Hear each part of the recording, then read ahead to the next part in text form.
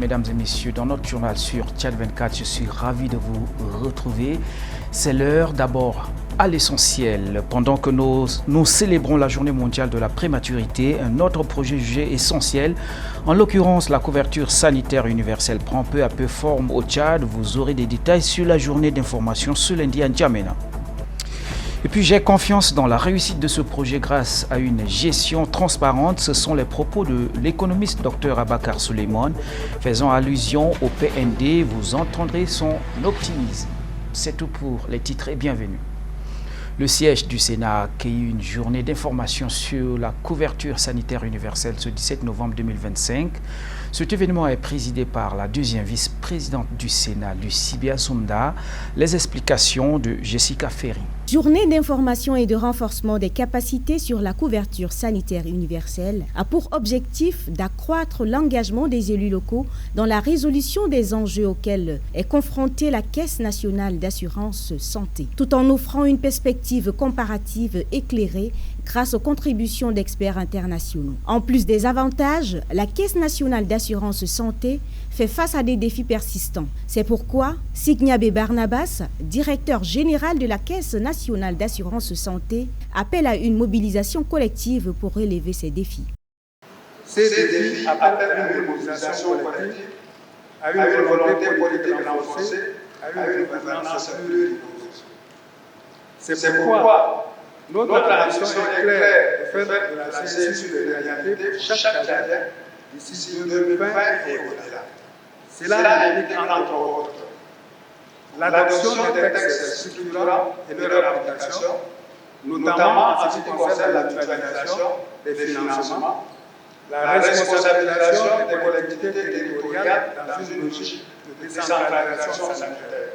La deuxième vice-présidente du Sénat, Lucie Biassoumda, a souligné le rôle essentiel des élus locaux dans la réussite de la couverture sanitaire universelle. Cette initiative s'inscrit pleinement dans les engagements internationaux du Tchad, en particulier l'objectif de développement durable numéro 3, permettre à tous de vivre en bonne santé et promouvoir le bien-être de tous à tout âge, mais également les objectifs liés à la réduction des inégalités, au renforcement des institutions et à la consolidation de la résilience nationale. À travers ce type de démarche, le Sénat réaffirme son attachement à la modernisation du système de santé, à la bonne gouvernance et à la solidarité nationale. La Caisse nationale d'assurance santé et les élus locaux s'engagent à construire un système de santé inclusif, garantissant que nul ne soit exclu. La santé ne doit pas être considérée comme un luxe, mais comme un droit fondamental pour chaque citoyen. Je viens de l'annoncer, la journée mondiale de la prématurité célébrée chaque 17 novembre a pour objectif de sensibiliser le public au danger des naissances prématurées qui consiste à la première cause de mortalité chez les enfants de moins de 5 ans dans le monde. Dicole Dingam Grace nous explique. Selon l'Organisation mondiale de la santé, OMS, près de 15 millions de bébés naissent prématurément chaque année, soit un enfant sur 10 dans le monde. La prématurité, définie comme une naissance avant 37 semaines de gestation, demeure l'une des principales causes de décès chez les enfants de moins de 5 ans. Les bébés survivants présentent également un risque plus élevé de développement des complications à court et à long terme. Troubles d'apprentissage, problèmes auditifs, difficultés respiratoires ou encore troubles du développement. Ces situations représentent un défi médical important, mais aussi une charge émotionnelle et financière considérable pour les familles. Les conséquences dépassent le cadre familial. Elles touchent aussi les systèmes publics de santé, d'éducation et de protection sociale notamment, en raison de la nécessité de soins prolongés, de thérapies spécialisées ou de la prise en charge d'un handicap. Célébrée pour la première fois le 17 novembre 2009, la Journée mondiale de la prématurité s'est depuis imposée comme un mouvement global. Elle a pour objectif d'informer le public sur les enjeux des naissances prématurées, de souligner l'importance de soins néonatals de qualité et de soutenir les familles concernées. À travers le monde, des espaces d'échange sont créés entre parents, associations et professionnels de santé afin de partager expériences, conseils et solutions pour améliorer la prise en charge. À l'issue de la table ronde d'Abu Dhabi, une promesse de financement de 20 milliards de dollars sur 30 milliards qu'entrevoyait le Tchad a été faite à la République dans le cadre du Programme national de développement. Connexion Tchad 2030, l'économiste Dr Abakar Suleiman exprime sa confiance dans la réussite de ce projet grâce à une gestion transparente. Écoutez Abakar Suleiman. La première réussite, c'est celle qui nous a permis de dégager quelques 20 milliards de francs. La seconde réussite, c'est qu'il faut vraiment le noter, et c'est très important ce que je vais dire, c'est qu'au Tchad, nous avons déjà mis quelque chose qui n'existe nulle part. Si ce n'est pas peut-être au Burkina Faso, c'est ce qu'on appelle la cellule chargée de suivi des programmes et projets qui permet de faire une analyse, de collecter dans les essais des données fiables pour un pilotage basé sur des indicateurs de performance. Donc, cette cellule-là, elle est rattachée directement au ministère des Finances. Ce qui fait que moi, je suis très optimiste. Et maintenant, à cela, il faut ajouter la réussite dépend donc de la gouvernance et de la gestion des ressources. Et je viens de vous le dire, la cellule permanente est là, c'est un organe transversal qui sera sans doute mis en œuvre pour faire le suivi. Deuxième chose qu'il faut comprendre, que la transparence et la reddition des comptes est très important pour promouvoir la bonne gouvernance, lutter contre la déperdition, la corruption et d'assurer l'utilisation optimale des ressources ces ressources publiques qui seront données. Troisième chose qu'il faut aussi comprendre, que aujourd'hui nous avons des compétences avérées. Docteur Abakar Suleiman, interrogé par Pafing Dioré-Omer. Le ministre de la Jeunesse et des Sports, Maïdi Hamid Loni, a annoncé ce lundi 17 novembre 2025 dans son bureau le lancement de la Semaine mondiale de l'entrepreneuriat qui se déroule à compter de ce 17 au 23 novembre. Voici quelques axes prioritaires dévoilés par M. Maïdi Hamid Loni dans un extrait proposé par Fanta Aswe. Sous le thème « Construisons ensemble l'entrepreneuriat », que nous le déclinons au niveau national par le sous-thème « Entreprendre pour un lendemain meilleur ». Le Tchad commémore, à l'instar des 180 pays du monde, l'édition 2025 à travers des activités diverses. Le maréchal Mohamed Idriss Déby Itno, président de la République, chef de l'État, en plaçant la jeunesse et l'entrepreneuriat au centre de ses préoccupations, voudrait faire de cette frange de la population le soubassement d'une nation plus forte, plus rayonnante, respectable sous l'échiquier international et créatrice des entreprises.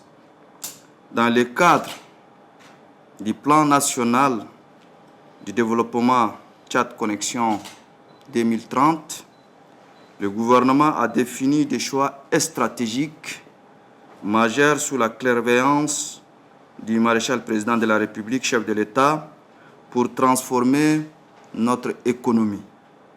Parmi les axes prioritaires, la ligne dédiée à l'entrepreneuriat, à l'innovation et à l'économie numérique occupe une place centrale. Elle vise notamment à stimuler la création d'entreprises jeunes, à renforcer l'employabilité et les compétences entrepreneuriales, à favoriser l'accès des jeunes et des femmes au financement et à faire émerger une génération d'entrepreneurs capables d'intégrer l'économie régionale et mondiale. Cette orientation stratégique traduit la volonté ferme du gouvernement de bâtir une économie moderne, inclusive et compétitive.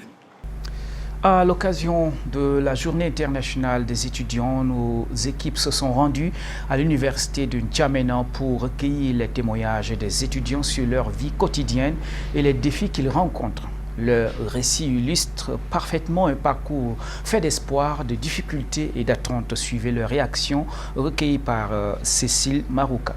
Ici, nous sommes à l'université de N'Djamena. D'abord, les difficultés dont nous rencontrons ici au pays, d'abord ici à N'Djamena, je peux le dire, d'abord les difficultés de transport. En premier lieu parce que nous quittons de chez nous vers les 3h, 4h du matin pour venir au point d'arrêt et venir à l'université faire le cours et on rentre tard. D'abord, lorsqu'on vient d'ici, deuxième difficulté dont nous rencontrons ici, c'est les classes. Les classes ne nous suffisent pas et puis une seule amphi peut contenir plus de 500, 300 quelques étudiants. Et les moyens de communication, nous ne parvenons pas à écouter ce que nos docteurs nous disent. Donc c'est l'une des difficultés dont nous rencontrons. Donc, la troisième des difficultés dont nous rencontrons ici, la restauration. La restauration ici, c'est-à-dire on ne nourrit pas, on se débrouille, on ne partage même la nourriture sans cuillère, tout cela. C'est l'une des difficultés qui est un peu importante pour nous. Et ici, nous n'avons pas de connexion pour faire nos recherches. C'est un peu compliqué pour nous, les étudiants. Et nous ne disposons pas de bibliothèque. Donc on peut dire que ça, c'est bibliothèque universitaire au nom des étudiants tchadiens ici à l'amphi d'Art de Djumbal. Nous, les étudiants, notre difficulté, on vient à ce qu'ils nous augmentent les bus parce que nous sommes trop nombreux et notre restaurant aussi, on veut à ce qu'ils nous augmentent ça et on veut à ce que l'État prenne en compte la réussite des étudiants. Nous les étudiants, on n'a pas beaucoup à dire, mais quand même, on a ce qu'il faut. Mais ça nous reste plein de choses encore à régler pour notre étude. Par exemple, la cantine, on ne mange pas suffisamment. Il y a peu de gens qui passent et puis après la nourriture est finie. Donc on réclame ça pour qu'on augmente un peu la quantité. Parce que le nombre est tellement nombreux. Et ce qui est crucial, c'est le bus. Les bus nous manquent encore. Parce que N'Djamena est une grande ville. Il y a des étudiants qui viennent de loin pour venir. Et pour venir jusqu'à là, c'est un cas. Et les cours, ça marche, mais pas totalement. On fait appel au gouvernement de nous gérer certains trucs pour qu'on progresse dans notre étude, pour qu'on finisse dans une bonne condition. Le ministère de l'Éducation nationale et de la promotion civique a lancé un test national pour recruter 3100 maîtres communautaires pour l'année scolaire 2025-2026. Bien que cette initiative soit présentée comme un pas vers la professionnalisation du secteur, elle soulève également de nombreuses questions. Suivez l'analyse de Tanso Anta. Ils sont nombreux les instituteurs diplômés des écoles normales à accueillir avec amertume l'annonce du nouveau test national destiné aux maîtres communautaires. Depuis des années, ces enseignants formés multiplient sittings, marches et mouvements d'humeur. Leur revendication est claire, obtenir une intégration qu'ils estiment légitime après une formation complète validée par un diplôme reconnu. Pourtant, leur situation reste en suspense. Le paradoxe saute aux yeux. D'un côté, le ministère affirme vouloir professionnaliser les maîtres communautaires. De l'autre, il laisse un vivier d'enseignants déjà qualifiés dans l'attente d'un recrutement qui tarde. Une politique qui fragilise davantage un système éducatif déjà éprouvé, nourrit la démotivation, encourage des formes de bénévolat non encadrées et installe un climat de tension persistant. Alors, pourquoi lancer de nouveaux tests quand les instituteurs qualifiés attendent toujours leur intégration? En attendant une réponse claire, les 3100 places annoncées seront vivement disputées. Mais une interrogation demeure plus profonde. Comment valoriser durablement ceux qui ont déjà été formés pour enseigner? La Direction générale des impôts a organisé ce 17 novembre une formation à l'ENA pour les agents comptables du Trésor public et des ONG. Les principaux sujets abordés étaient la maîtrise de la plateforme e-tax et les procédures de facturation électronique normalisées. Plus de détails avec Yacoub Abdallah Maouloud. Pendant 5 jours, les participants seront outillés pour mieux comprendre et utiliser ces outils numériques devenus indispensables dans la gestion administrative et financière. Selon les représentants du directeur général du Trésor public, Hassan Ramadan Malik, cette initiative permettra au cadre de s'approprier des instruments techniques essentiels afin d'assurer une gestion rigoureuse, transparente et conforme aux standards actuels au sein de leurs institutions respectives. Au regard de la qualité des participants et de l'engagement de tous, je reste persuadé que des enseignements pertinents sortiront de vos échanges. Ils permettront à chacun de nous, en particulier à l'État, de jouer sa partition pour une croissance inclusive au service du développement économique et social de notre pays. Procédant au lancement officiel des travaux, le directeur général des impôts, Touka Djouma, a insisté sur l'importance stratégique de la digitalisation dans les processus de mobilisation des recettes publiques. Il a rappelé que la modernisation des mécanismes fiscaux à travers des solutions comme e-tax constitue un levier incontournable pour le développement économique. La facturation électronique normalisée assure la traçabilité des transactions commerciales, réduit les risques de fraude et renforce la confiance entre l'administration et les opérateurs économiques. Ces deux outils traduisent une évolution concrète vers une fiscalité plus moderne, plus performante et plus proche des usagers, allant dans le sens de la politique de la décentralisation du gouvernement. Cette formation s'inscrit dans la politique menée par l'administration fiscale tchadienne qui multiplie les initiatives visant à améliorer la gouvernance financière et à promouvoir une culture numérique au sein des institutions publiques et privées.